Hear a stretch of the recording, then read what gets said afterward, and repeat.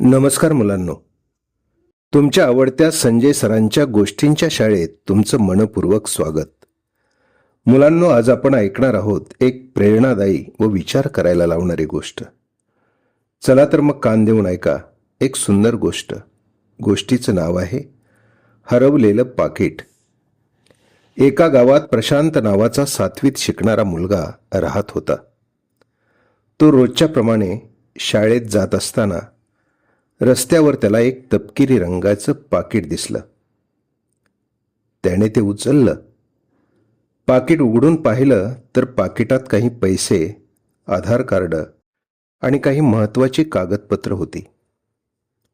क्षणभर त्याच्या मनात विचार आला, हे पैसे ठेवले तर कोणालाच कळणार नाही. पण लगेच त्याला त्याच्या आईचं वाक्य आठवलं, आपलं नसलेलं कधीही स्वतःचं समजू नको. प्रशांतने ते पाकीट थेट शाळेत नेलं आणि मुख्याध्यापकांना दिलं. मुख्याध्यापकाने आधार कार्डावरील नाव आणि पत्त्यावरून त्या व्यक्तीला संपर्क केला.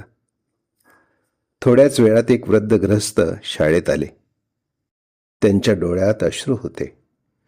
डोळे अश्रूंनी डबडबले होते. ते म्हणाले, या पाकिटात माझ्या औषधांसाठी ठेवलेले पैसे आणि महत्त्वाची कागदपत्र होती. हे पाकीट हरवल्यामुळे मी खूप चिंतेत होतो. मुलांनो, त्यांनी प्रशांतला बक्षीस म्हणून काही पैसे देऊ केले. पण प्रशांत नम्रपणे म्हणाला, आजोबा, मला बक्षीस नको. तुमच्या चेहऱ्यावरचं समाधान हेच माझ्यासाठी सर्वात मोठं बक्षीस आहे. हे सर्व ऐकून शिक्षक आणि विद्यार्थ्यांनी टाळ्या वाजवल्या. मुख्याध्यापक म्हणाले, मुलांनो, माणूस पैशाने श्रीमंत होत नाही, तर तो त्याच्या अंगी असणाऱ्या प्रामाणिकपणामुळे मोठा होतो. मुलांनो, त्या दिवसापासून शाळेतली मुलं त्यांना सापडलेली व कोणाची तरी हरवलेली वस्तू शाळेच्या कार्यालयात जमा करू लागली.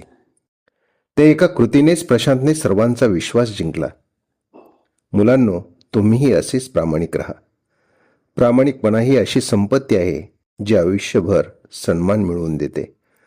मुलांनो, गोष्टी संपतात, पण त्यातून मिळालेला विचार आयुष्यभर आपल्या सोबत राहतो. पुन्हा भेटू संजय सरांच्या गोष्टींच्या शाळेत. तोपर्यंत आनंदी राहा आणि हो, रोज नवीन काहीतरी शिकत राहा. धन्यवाद.